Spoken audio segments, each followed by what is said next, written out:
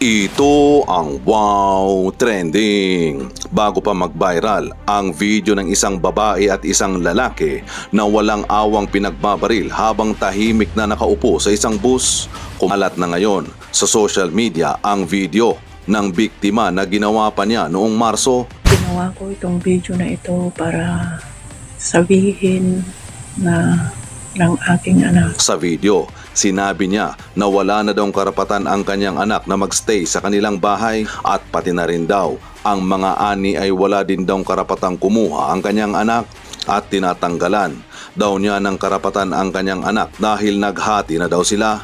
At pagkatapos na lumabas ang video na ito noong Marso, idinimanda pa ng biktima ang kanyang sariling anak sa kasong robbery at karnaping. Pero hati ang opinyon ng mga netizen dahil nagtatanong sila kung sino ang katabi ng biktima na lalaki na kasama din niya na walang awang pinagbabaril sa loob ng bus. At sa interview nga ng kanyang anak ay sinabi niya na kahit paano ang alitan nila ay hindi niya magagawa yon dahil nanay niya ang biktima. At nung na-interview naman ang asawa ng biktima ay sinabi niya na wala daw alitan sila ng kanyang anak. At dahil dito, nahati ang opinyon ng mga netizen kung sino ang lalaki na katabi ng biktima na sakay ng bus. At ang anak din daw ay medyo kaduda-duda dahil ang reaksyon daw ng anak doon sa burol ng kanyang ina ay medyo dry, kumbaga hindi ito umiyak na nakita sa video. Kaya komento ng mga netizen, maaring isinabay na magkagalit ang mag-ina at saka pinlanong patayin ang babae para maisisi talaga sa anak. Sana magkaroon ng malinaw na hustisya para sa biktima. Sa pagkaintindi ko, may asawa pa yung babae na matay, parang kabit niya ata yung kinakasama niya. Oh my God! Imposible na hindi alam ng tatay na walang alitan ang mag-ina. Imposibleng hindi mo alam na nagkadimandahan sila.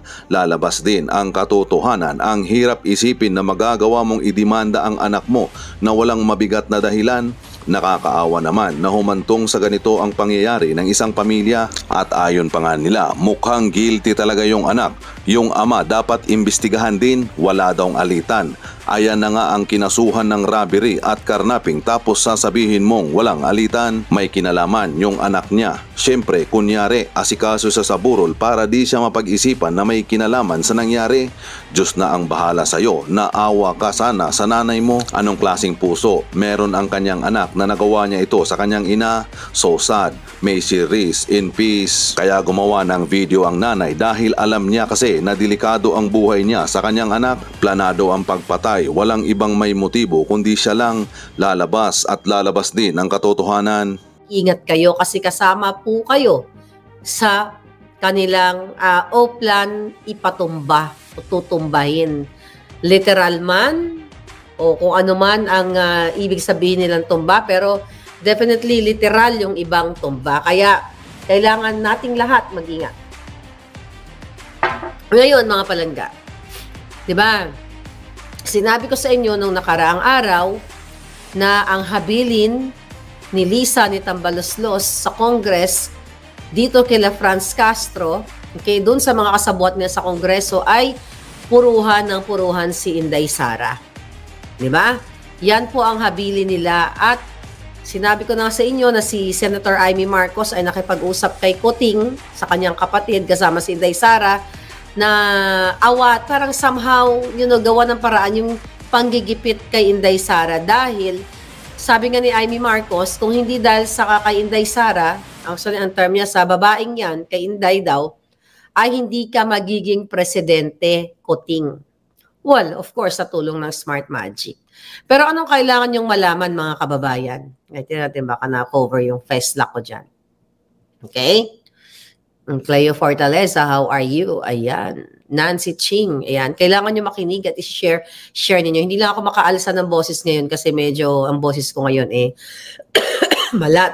But ganun pa man, ano po ang nagaganap sa kanilang O-plan? Actually, O-plan, eliminate the enemies. Okay? Gusto nilang itumba lahat tayo. Numero 1 na ako dyan na gusto nilang ipatumba. So, nagpupulong sila at dito sa Amerika at dyan sa Pilipinas, yung mga galamay nila na itutumba lahat ng kalaban sa politika o sa vlogging, itutumba nila lahat sa pamamagitan ng what? Pwedeng kausapin nila na maki-aliado na sa kanila. Ano mangyayari? So, gusto po nilang isa-isahin na tumbahin, i-eliminate ang mga taong nag-o-oppose sa kanila. So, yung layunin nila, bakit? Para, diba, sinabi ko sa inyo, kontrolin ang pamamahala sa ating bayan. So, ngayon, kayong mga pinklawan, dating pulawan, like, no, hindi ako pulawan, okay? Pulahan, like ako, o kung ano man, bawat Pilipino, kailangan ninyong maging, kailangan ninyong talagang maging kasapi dahil itong laban ko, laban natin lahat. Hindi ko naman to laban kasi unang-una hindi po ako nakakaranas ng mga krimen na samot-sari dyan sa Pilipinas at panggigipit sa mga ordinary taxpayers. Ngayon, Mapalangga, yung kanilang layunin para nga kontrolin nila ang administrasyon. Di ba sinabi ko sa inyo, January pa lang, sinabi ko sa inyo na ang plano ni Lisa Smugs, ni Kuting, ay manatili sila sa pwesto at iupo si Tambaloslos sa 2028, din si Sandra, si Charis, sa 2034. Kaya nga, di ba, imbis na pagkabala ni Kuting at ni Lisa Smugs na tumulong sila sa bayan, yung mga, even yung mga anak niya, yung dalawa niyang anak, okay, na nag-establish ng residency sa Iloilo, di ba? Ano yan, ibinalita yan, nag-establish sila para sa susunod na election. So they are not really for you, for the people. Kundi nag-establish na sila ng kanilang mga pagtakbo sa mga susunod na laban. At now, gusto nga nilang itumba lahat ng mga taong nagkikriticize sa kanila. So ano gagawin nila? Number one, ito na nga yung ginagawa kay Inday Sara, gibain si Inday Sara gamit yung confidential fund issue. Diba? Na alam naman natin, alam ninyo lahat, narinig nyo sa Senate hearing ng katotohanan dito sa confidential fund na ibinigay ni ibinigay kay Inday Sara, okay, ay galing mismo sa Office of the President. Na kung ang totoo, walang pagkakamali si Inday Sara dito. Bakit? Bakit wala siyang pagkakamali? Saan ba nanggaling ang confidential fund? Na yan ang ginagamit sa kanya, dinidik-dik-dik-dik siya na sinasabing 125 million na nilostay niya or some, ginagamit na propaganda sa kanya. Anong totoong issue dyan at nagpaliwanag na rin dyan at alam ninyo nasa dyaryo naman yan pero iniiba, nasa social media pero iniiba nga lang yung gustong iparating ni Tambaloslos, ni Lisa Smugs at ng mga kasabot sa Kongreso na si Inday Sara ay naglustay nitong 125 million confidential funds. Diba? Ano nangyari dyan? Diba? Nag-request si Inday Sara from the Office of the President. From the Office of the President ng pondo na gagamitin niya as confidential fund, mga palangga. So, ibig sabihin, ulit-ulitin natin, diba? Saan siya nag-request? Sa Office of the President. Na ang Office of the President, bilang isang kuting, okay, na presidente, na kung alam niya na mga alipores na yun ay labag sa batas ang paghingi ng pondo ni Inday Sara as confidential fund, hindi siya nagbigay. Dahil sasabihin niya sana, hindi niya sana pinahintunutan dahil yun ay labag sa batas. Di ba? Ngayon, ano ang nangyayari dito? So, nag-request si Inday, binigyan siya. Ngayon, malinaw na ang source ng confidential fund ay galing sa Office of the President. Kaya sinasabi nga natin paulit-ulit, kung Office of the President ang nagbigay, bakit si Sara lang ang pinupukpok ni Tambaloslos ni Lisa Smugs?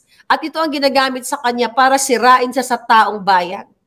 Si Kuting ang nag-approve niyan. Ang buwaka ng inang Kuting ang nag-approve niyan. Dapat din isaksak din ni Senator Amy at ganun niya dapat ipagtanggol yung kanyang BFF sa kanyang kapatid. At sana wala nang paligoy-ligoy pa na sinasabi ni Senator Amy na kesyo may mga masasamang, nag-i-influensya kay Kuting sa kanyang kapatid, may masamang na sa paligid. So, ibig sabihin, kung nagpapa-influensya ang kapatid mo, Senator Amy, Wala siyang kwentang tao, which is we all know na walang kwentang tao. Ba't ka nagpapa-influensya? Presidente ka? Ikaw dapat ang nag-i-influence sa iyong mga cabinet people, yung mga taong nasasakupan mo para gumawa ng tama. Hindi na-influensyahan si Kuting para manggipit ng kanyang what? Ng kanyang ka-unit team.